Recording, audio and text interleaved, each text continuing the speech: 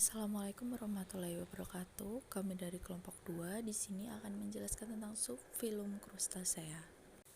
Adapun anggota kelompok kami yang pertama Putri Indah, kedua Nora Apriska, ketiga Lady Lorenza, keempat Nur Zuwaidah, kelima Natasha Damisyas, dan yang keenam Kaitu Baidillah.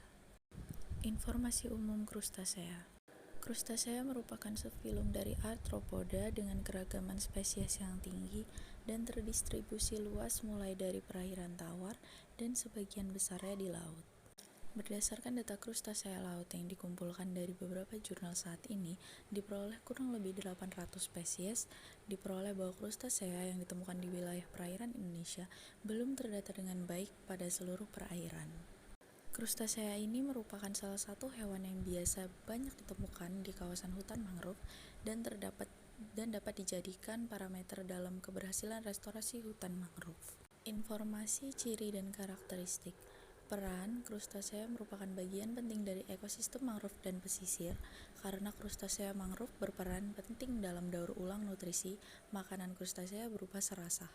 Informasi, Crustacea adalah binatang tak bertulang belakang yang termasuk ke dalam filum Arthropoda dan subfilum Crustacea dan sangat dekat hubungannya dengan laba-laba dan kaki seribu, serta insekta. Untuk karakteristiknya sendiri, tubuhnya berruas-ruas atau bersendi-sendi. Crustacea mempunyai eksoskeleton atau tulang luar, umumnya hidup di lubang-lubang celah-celah terumbu karang atau di balik bongkahan batu dan karang. Hidup di kolom air, pelagi, dan di dasar betik, baik di air tawar maupun di air laut. Selanjutnya, spesies yang termasuk dalam subfilum Crustacea. Yang pertama ada Daphnia pulex, atau kutu air, termasuk ke dalam subfilum Crustacea yang merupakan zooplankton. Kutu air ini memiliki bentuk kulit luar sebagai penutup yang berkelopak dua, menutup bagian tubuh, memiliki 4 hingga 6 lengan renang, memiliki antena yang besar dan bercabang dua, dan digunakan sebagai alat untuk gerak. Memiliki ukuran sekitar 0,5–1 mm dan memiliki mata majemuk.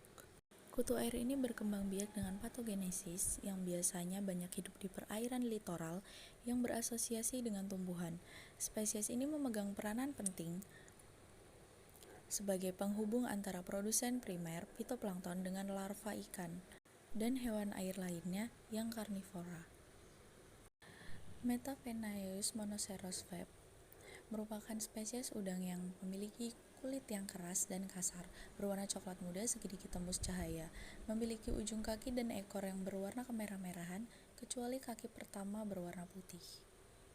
Udang ini memiliki panjang mencapai 18 cm, mempunyai rostrum panjang dan lurus, ditumbuhi 7–9 duri dorsal sampai ke tepi posterior karapas, abdomen kasar dan berambut.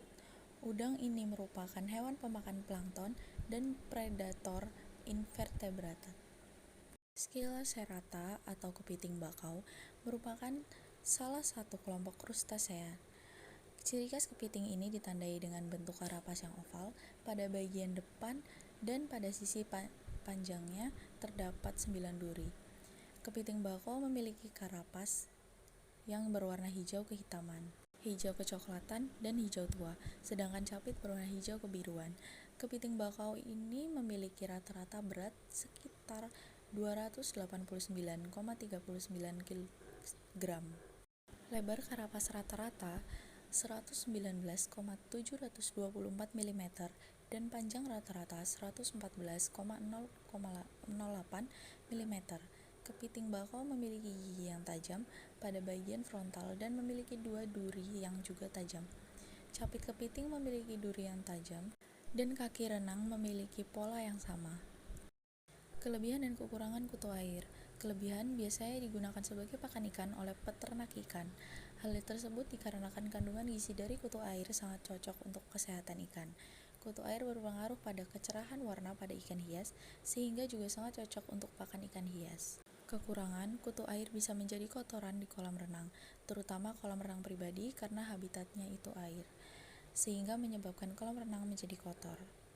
Kelebihan dan kekurangan kepiting. Kelebihan dapat digunakan sebagai sumber nutrisi bagi manusia dan juga bisa dibudidayakan sehingga menguntungkan bagi peternak kepiting. Kekurangan, kepiting ini menyebabkan kolesterol tinggi apabila dikonsumsi secara terus-menerus dan bisa menyebabkan alergi pada manusia. Kelebihan dan kekurangan udang dapat digunakan sebagai sumber makanan bagi manusia karena mengandung banyak nutrisi dan juga dapat dibudidayakan. Kekurangan, udang dapat menyebabkan penyakit apabila dikonsumsi terus-menerus karena mengandung kolesterol sehingga selain itu juga bisa menyebabkan alergi pada manusia. Selanjutnya pengendalian subfilum Crustacea.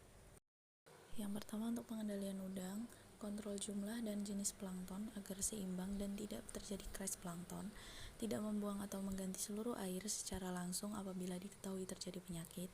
Udang yang sakit atau mati diambil dari tambak dan langsung dimusnahkan atau dikubur serta jangan dibuang ke outlet. Menerapkan biosecurity pada seluruh kegiatan dan area pertambakan seperti menyiapkan bak sterilisasi bagi manusia yang ingin masuk ke area pertambakan. Untuk pengendalian kepiting dapat menggunakan pestisida organik yang digunakan dengan cara disemprot ke lubang-lubang yang berisi kepiting, mencari dan membongkar sarangnya, membuat perangkap di sekitar sarang hama kepiting atau yuyu ini, memakai predator alami seperti burung air, tikus, berang-berang, katak, ular bakau, dan biawak, mengatur saluran irigasi pada saat penanaman tanaman. Mungkin itu saja yang dapat kami sampaikan dalam praktikum kali ini. Apabila ada pertanyaan bisa ditanyakan, dan apabila kami ada kesalahan kami mohon maaf. Kami akhiri. Wassalamualaikum warahmatullahi wabarakatuh.